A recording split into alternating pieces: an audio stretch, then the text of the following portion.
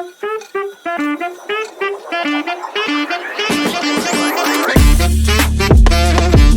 vibe.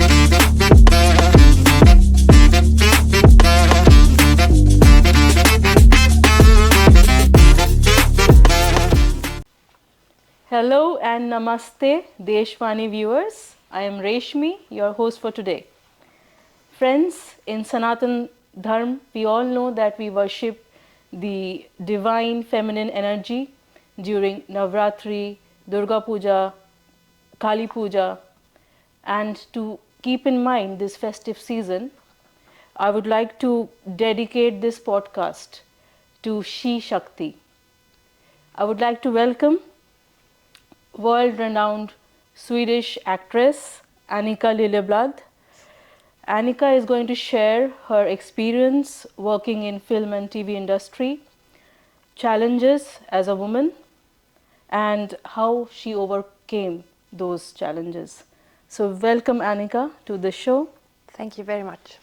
Namaste. Namaste. How are you doing today? I'm honored, first of all. I'm doing today, I'm happy because I was really looking forward to speaking to you. I was freezing on my way here because we are in Sweden, but I'm absolutely happy. And today. I'm super excited myself to have you with us and hear everything you have to share with us today. Well, I will try to. You can ask whatever you want, and I will try to share whatever I can to perhaps give some inspiration and strength to other women. I would love to do that. That's one of my mission in life, actually. So, go ahead. So let's get started with the very first question for today. So how many years have you been working in, you can say, entertainment industry?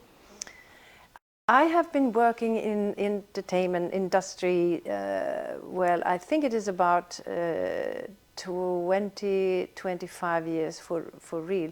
I was a host, a TV host at Sveriges Television, Swedish television, for a couple of years. And then I moved to TV4. I had my own show, fantastic program, TV program, where I was able to be as curious as I am. I met a couple of hundred different kind of people, speaking about gardening, how to raise a child, how to cook, about life in general. It was wonderful because I'm very curious as a person. So it was fantastic. But then all of a sudden I realized that our daughters were growing. They were probably moving from our house at some point in time. So I realized that I had been a mother for at least 10 years or something, and I felt quite empty. You know, there is you call it empty nest. The day that children move out of the house, and I hadn't been working for for many years actually. Since the television part. So I got quite depressed, really, and I didn't know any longer who I was as a woman. I was a mother, but my daughters were grown up and they were absolutely fine without me. So I lost my role and got quite depressed. I went into a very dark and deep hole. And at that point of time, I remember that my husband told me, so now, come up, let's go up. He brought me up out of the hole, and he said, now I think you should do what you always have been dreaming of, and that is becoming an actress. And I thought he was absolutely insane. I mean, I was 52 years old. But I went to school. I applied for a school and I came in. I was the oldest one, but I think I had the most fun of them all. I really was happy, in a very happy place. I think it's never too late to start dreaming or start realizing your dream. Never. And you have experienced that yourself and proven that right, that it's never too late. It's never too late, and as long as it comes out of your own passion, it's definitely doable. You can make it come true, your dream. And yeah, we can speak a lot about that. And I will try to inspire you to perhaps Start acting. start acting. Yes, why not? Why not? Yeah. Can you share some of your memorable roles that you have played so far? Yes, definitely. One of the first one who actually called me to ask me if I wanted to work with him, yes, please, was Ruben Östlund. And Ruben Östlund is one of the more established and very famous Swedish directors. He was about to produce a film called The Square. Exactly. So he wanted to see me in a role in his new film. And of course I said yes. But it's not as easy. When you say yes please, you still have to do these auditions, exactly, and not only one. I think there were 3 or 4 steps to go through, and the final one was together with him in a private session. So he acted with me and tested me. And I'm so happy I didn't know that before I came through the door, but then I would have been dying from anxiousness and oh my God.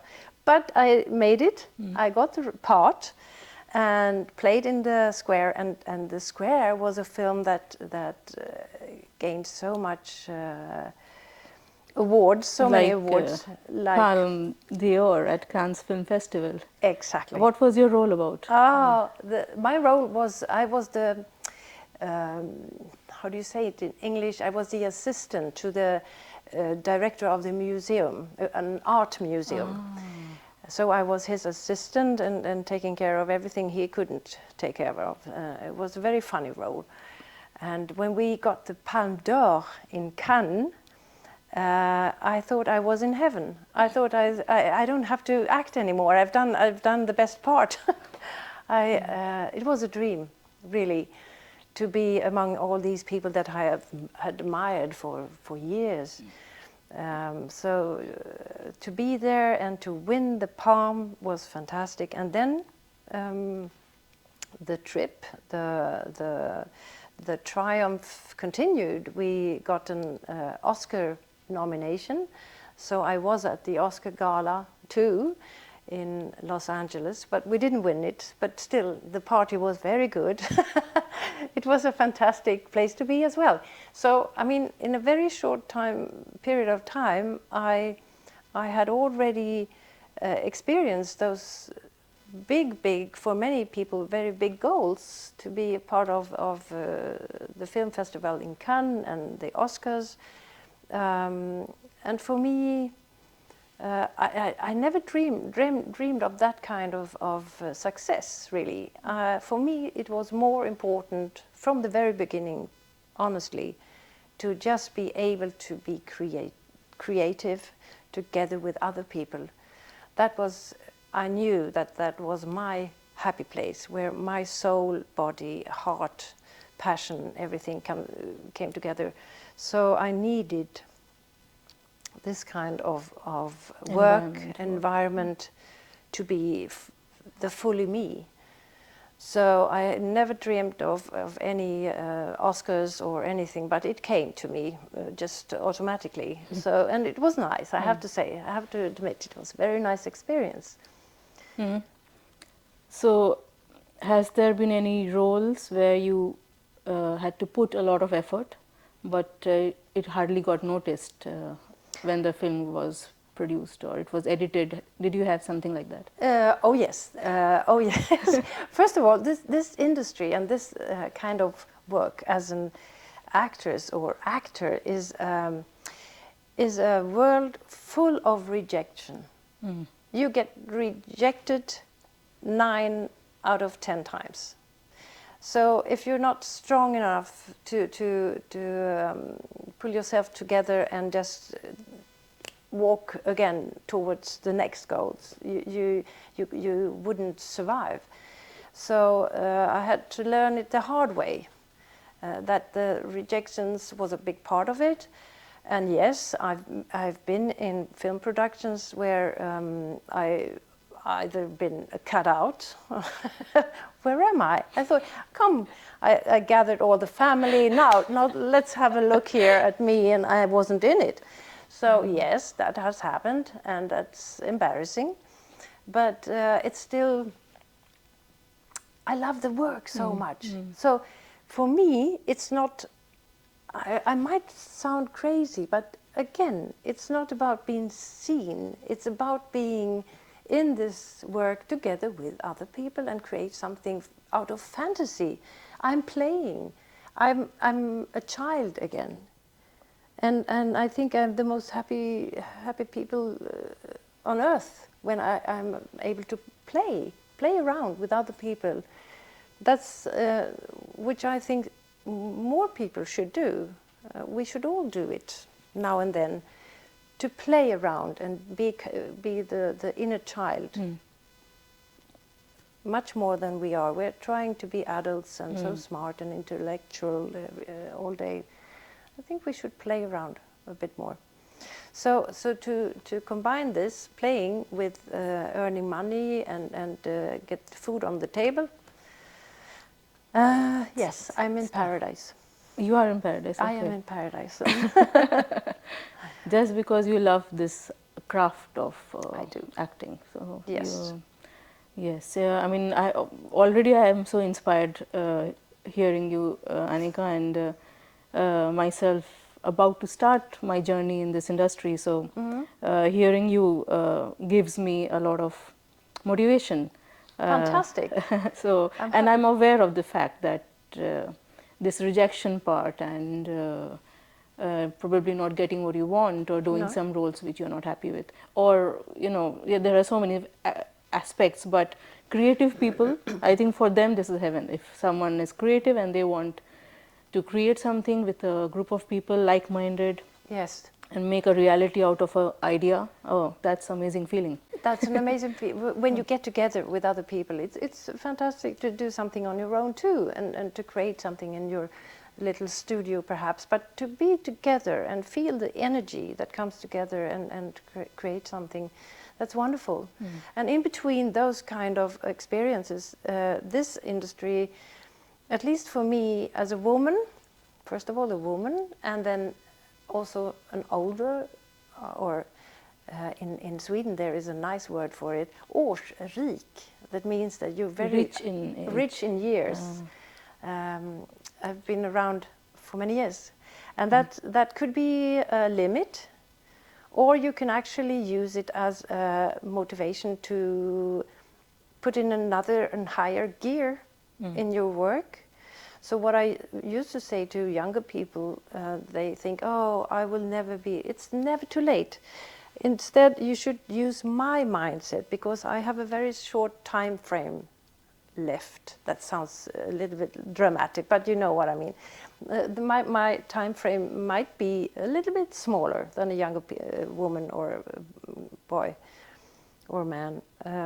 So use that to motivate yourself to accelerate your actions in actually getting where you want to get in life, either if it's being an actress or open a flower shop or be a chef or whatever you have, the dream you have.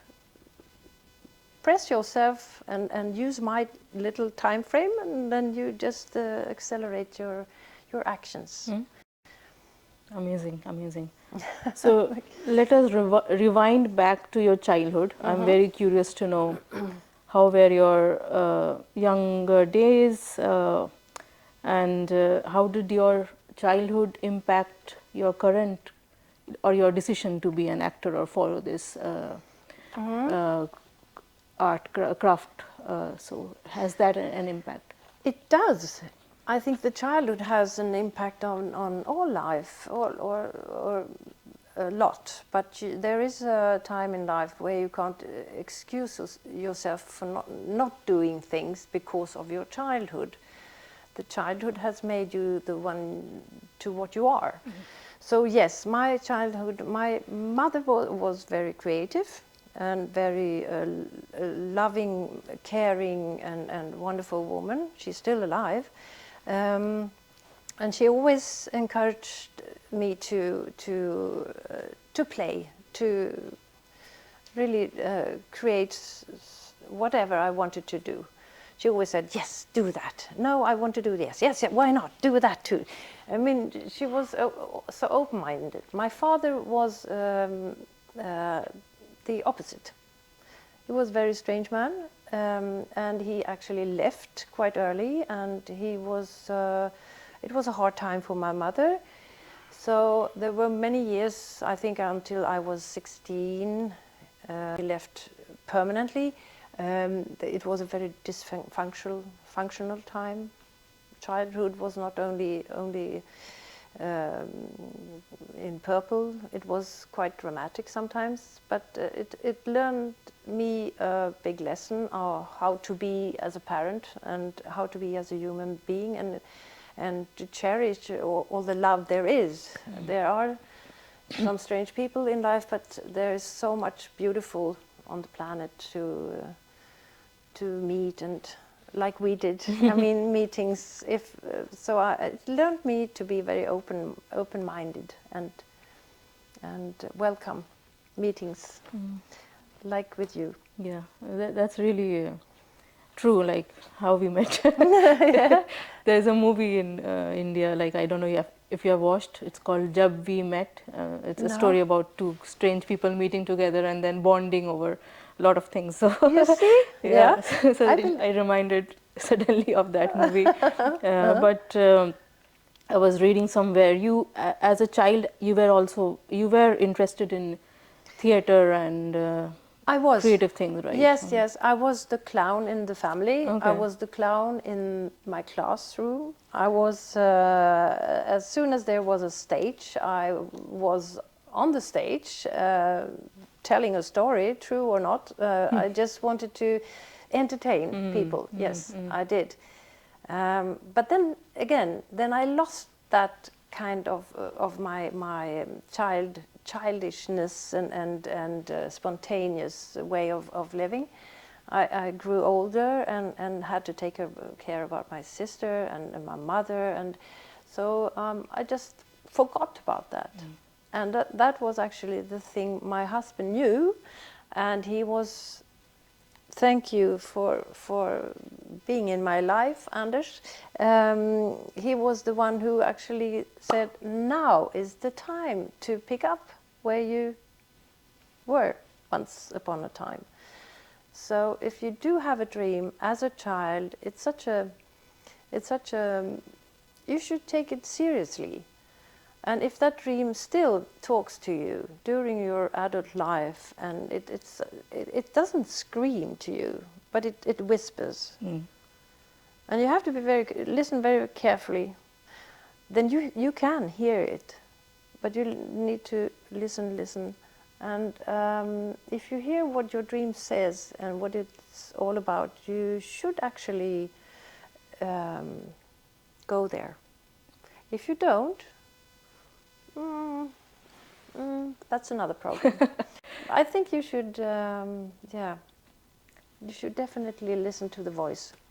This is the reality which I think 99% of the population existing on this earth are facing, that we are all running after materialistic goals, like to build a house, to buy a car, to do your job, to this, that we hardly get time to listen to those whispers.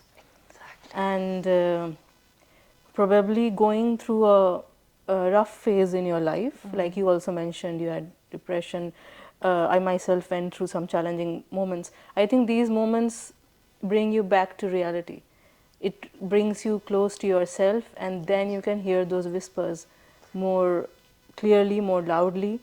I think there's a reason behind having these down moments in your life. It's for realization. It's for bringing you close to your, like you said, body, soul, and the truth of our existence. Yes. So sometimes they can be a blessing as well, these down moments.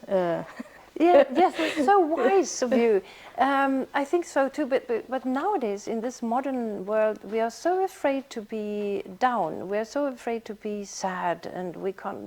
We don't want to cry. Everything should be so happy. I mean, on the social platforms, everything looks so good. Everyone is so happy. No, But you don't know what's no, behind that picture. exactly. Everyone is struggling with something, and the struggle is a part of life, and it does make you. It develops you if you actually listen to what is going on in your body during that time. So I fully agree. It's not only it could be a blessing actually. It makes you stop, reflect, think, and ask yourself, okay, from now on then, what now? But we're running, and we're not reflecting anymore. Who do I want to be? What do I want to do? Yes. You already mentioned about your wonderful experience being at the Oscars and the Cannes. You yourself has won Guldbaggen Yeah. 2023 for the movie Feed. How did it feel to win and also not let success creep into your brain? That's also very important. How did you deal with that? It's a funny way of saying it. Creep into your brain. I like that. Yes, the people who let it creep into their brains, I think it's kind of sad because there's so much. There are so many other things that are more important. It was a fantastic, funny night. Evening, and when we received the prize, the Guldbaggen, it's actually not a beautiful kind of thing, but you've seen it's a it, mask, haven't you? right? Yeah, yes, it is. Oh, it's not a mask. It's a insect. Okay. Yes, a bug. Oh, BAFTA is a mask. Yeah, exactly. BAFTA. That is a beautiful one. That would be something to put on the shelf. But no, but it was a wonderful evening, and again, it was the team. It was a team effort, and it felt like a fantastic, happy day. But tomorrow is another day, my daughters still need my advices perhaps, and the dog has to go out, and I have to cook, and the washing machine was still full when I came home, so I had to empty it. So normal life, you can't escape from normal life, and if you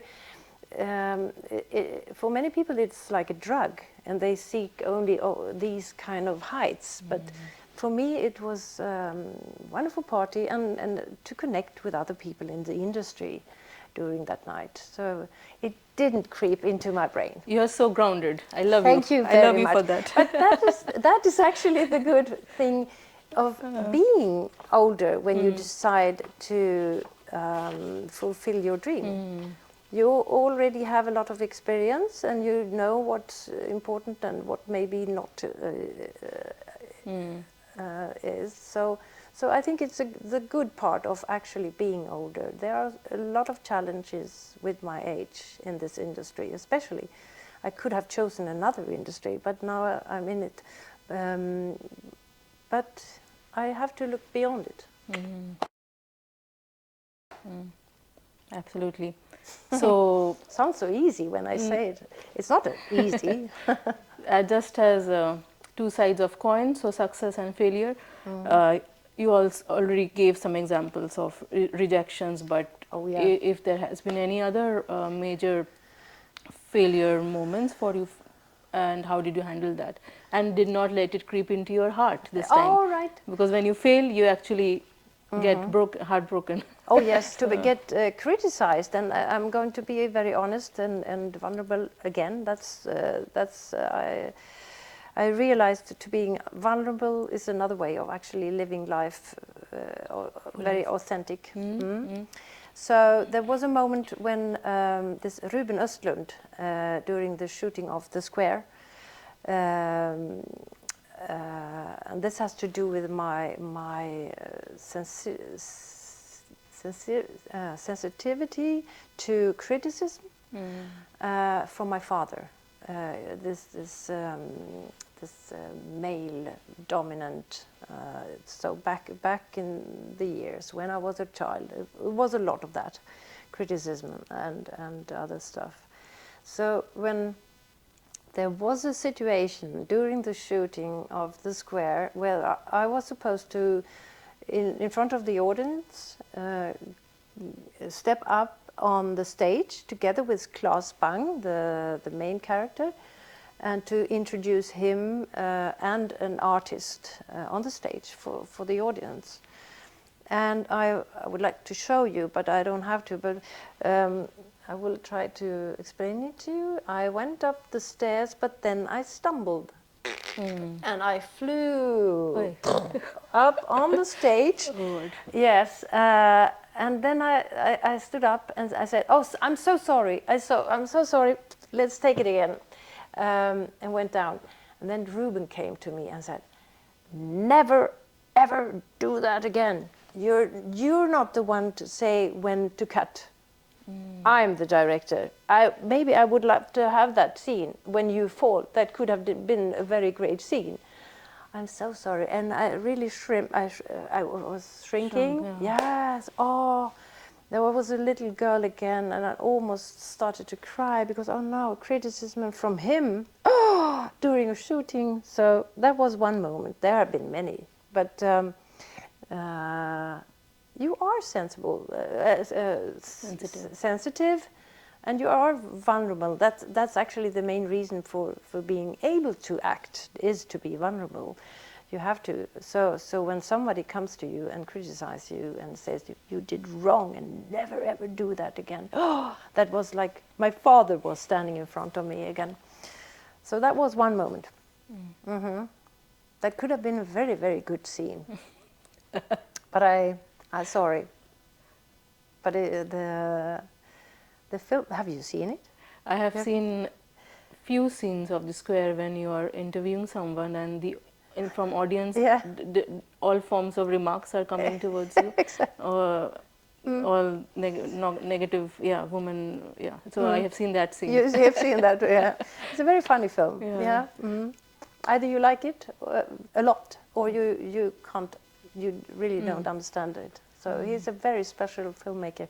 And I have to tell you about that. He always takes these 25 takes to begin with.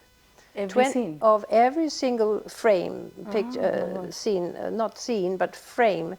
He takes, first of all, 25 takes, and then he adds at least 5 or perhaps sometimes 10 more takes of that frame.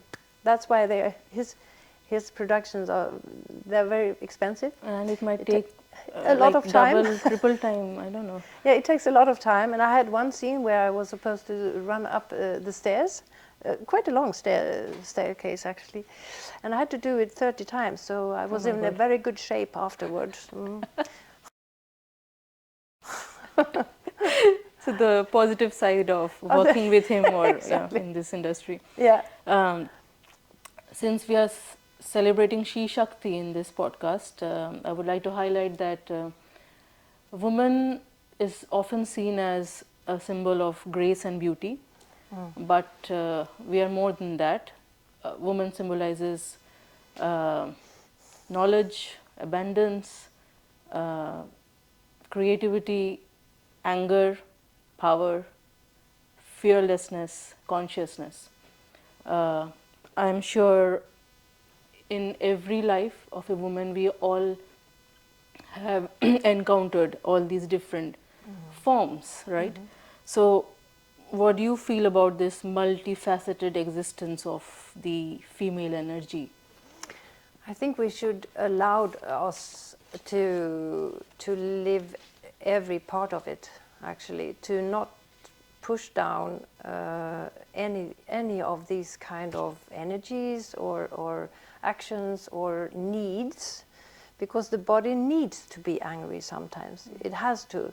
But we are, as women, mostly are brought up to be princesses and keep quiet and be and then beautiful. But I hope that is changing with the new generations, actually, and the surroundings or the people that can't handle a woman who is fully built with all these kind of virtues, you can say, or sorry, virtues, or virtues. different. Yes, the world has to accept that. That's who you are and who you should be. And as soon as you try to be or to hide anything of you, I think it's dangerous is a strong word, but it's not good. It's not good for you. You should let out whatever feeling you have, and in a respect. I mean, not to harm anyone else, but if you don't, you harm yourself. So you really need to be the fully you. If you're a woman or a man, that right should we have. I have to say, we adopted two daughters, two girls from India, and they are both very, very strong. And as the youngest one said already when she was 5 years old, oh, she did like this, I'm an independent woman. And she still is, and they both are. And I'm so happy, because I think that is the right of a woman, to be not only strong, but also to say no to things you don't want to do, and to be able to say yes to the things you feel that, yes, this is good for me.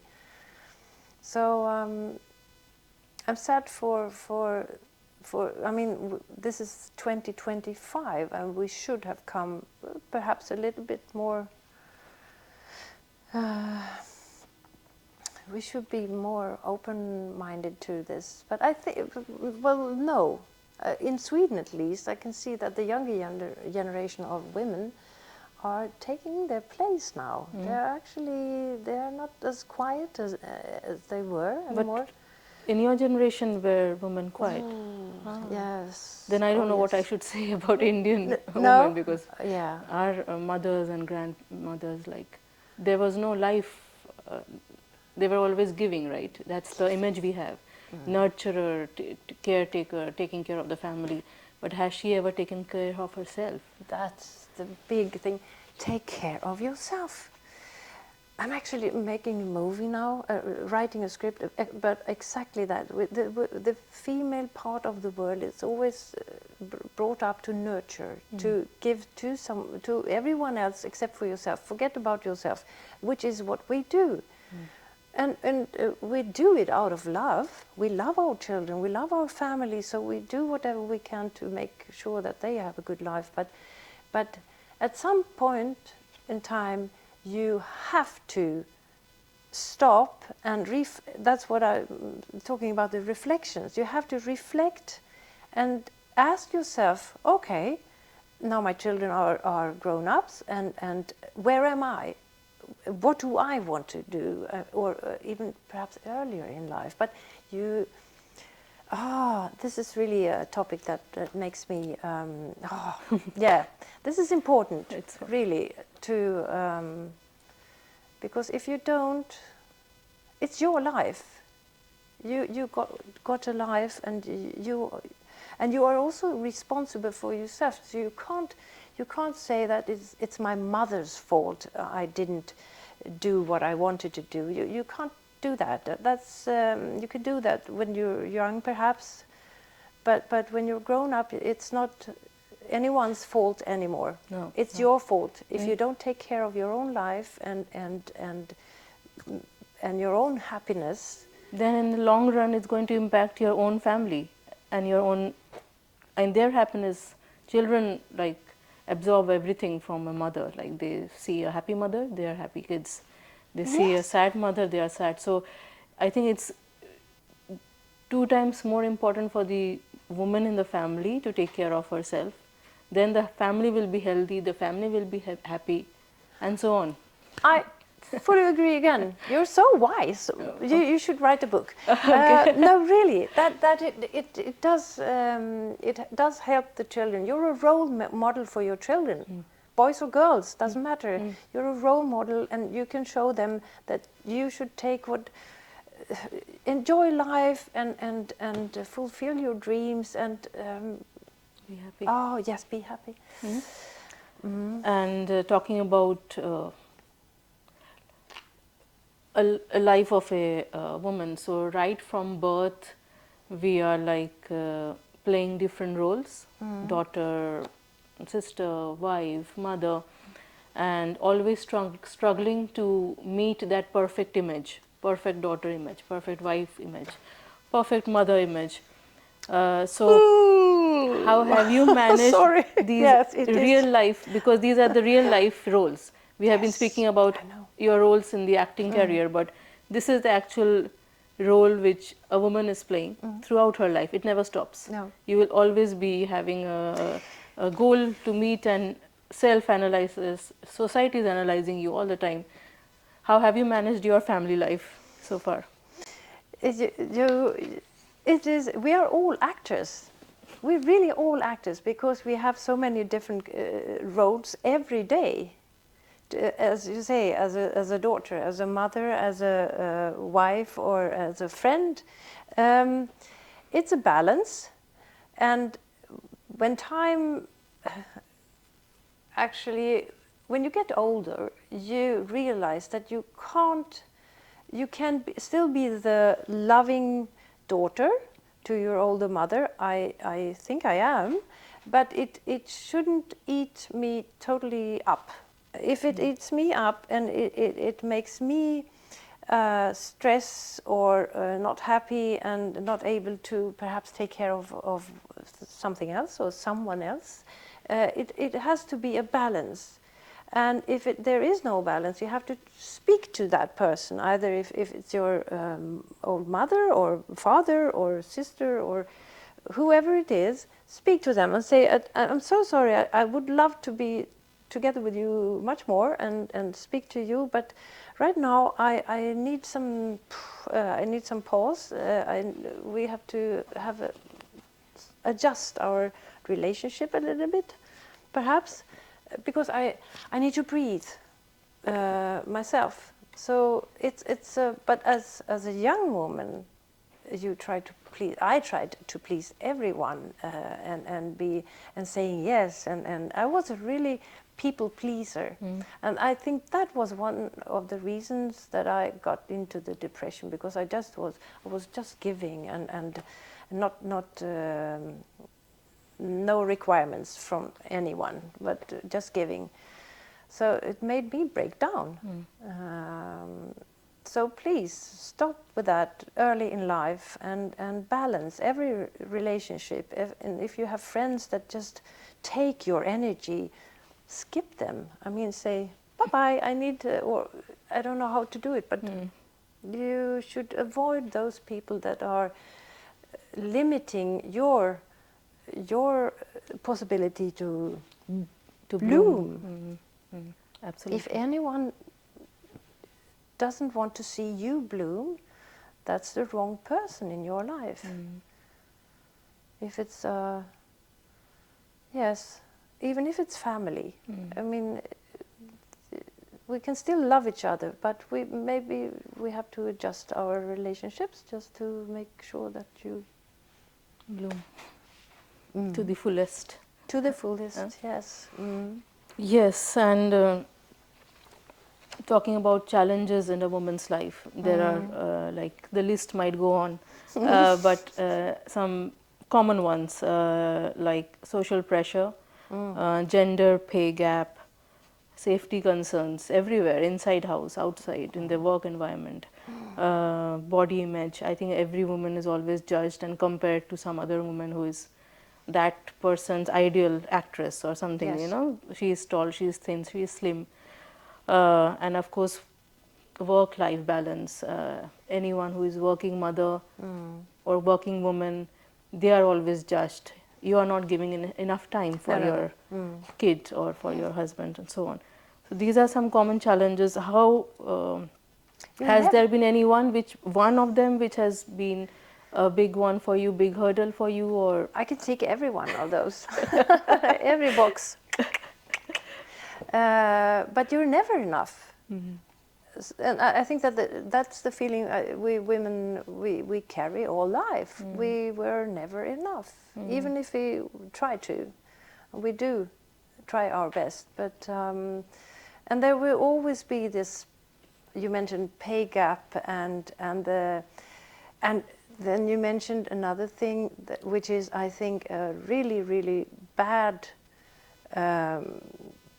thing to have in your life, and that's the comparison.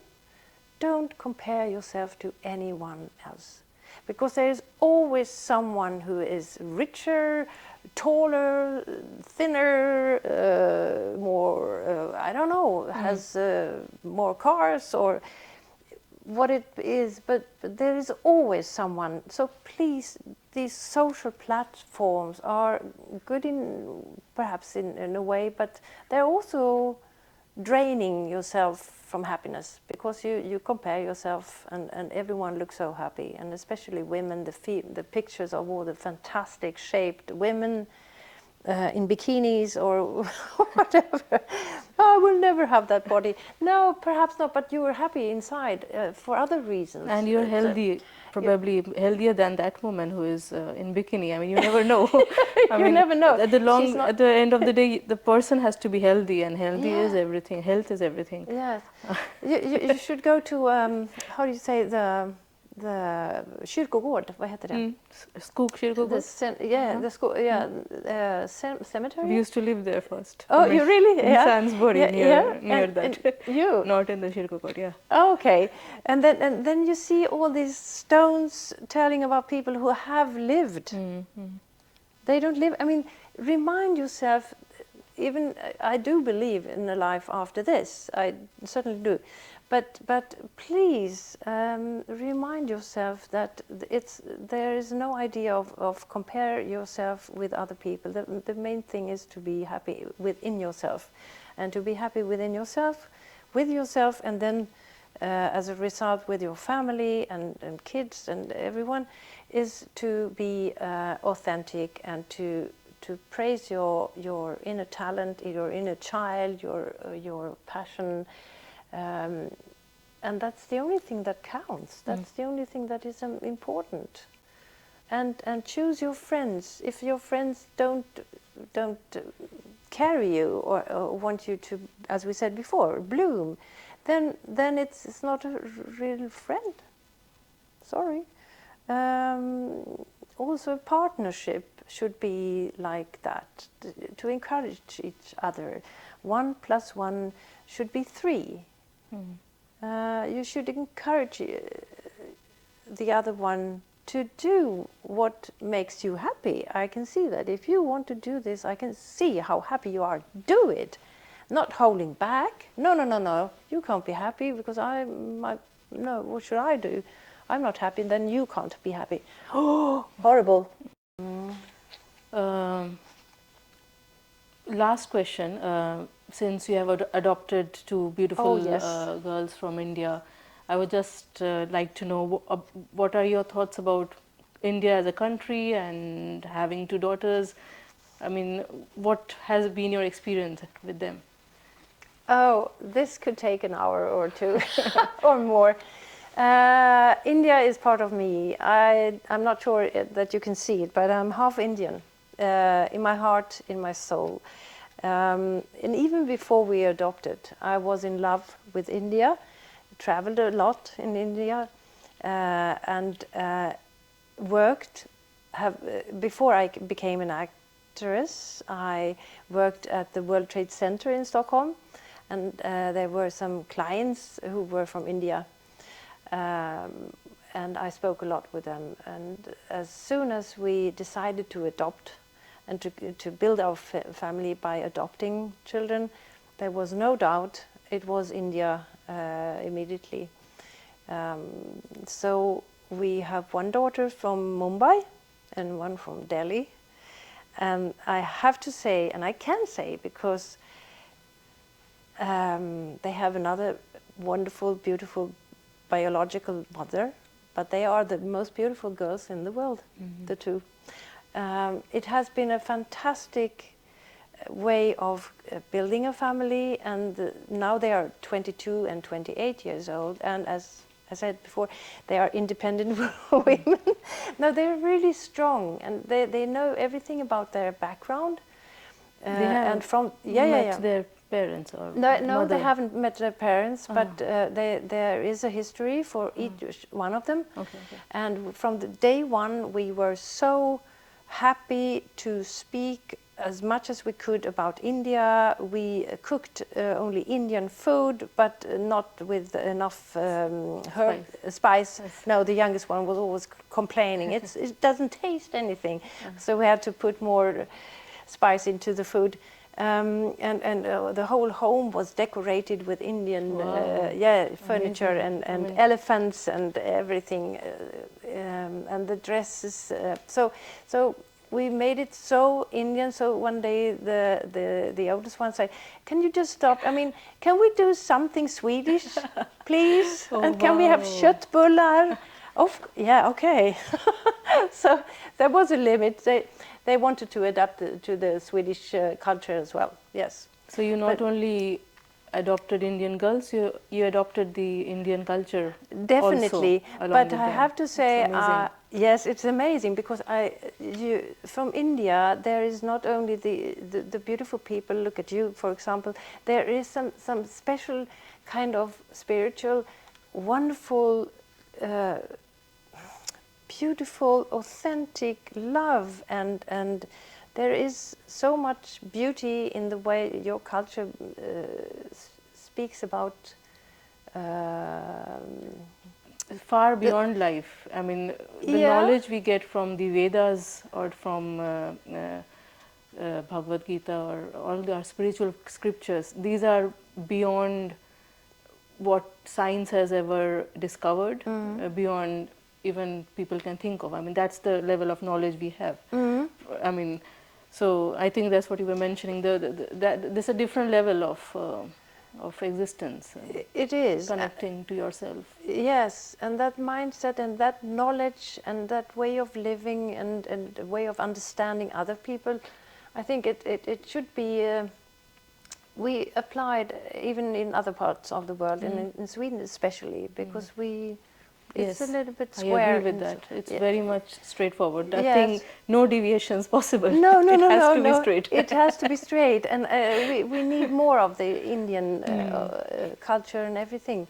So there is a beauty, and I have to say that the Indian women, for me, are signaling a lot of power. I think they are very strong women, and I love that. Yes, I love that too. And the older I'm getting, the more I'm realizing the greatness of India, and that's because of meeting wonderful people like you and getting to know how much India is appreciated worldwide. It is. So with that, I would like to end today's interview. As Annica said, I am so happy to take this step and do what my body and soul is born to do. So she has followed her dreams.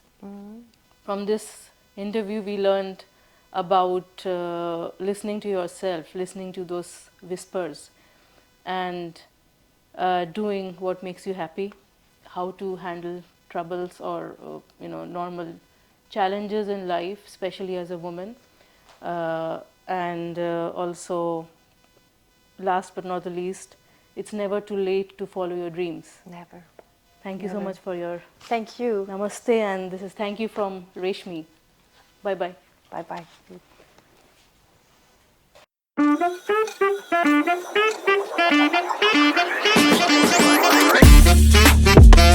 Music by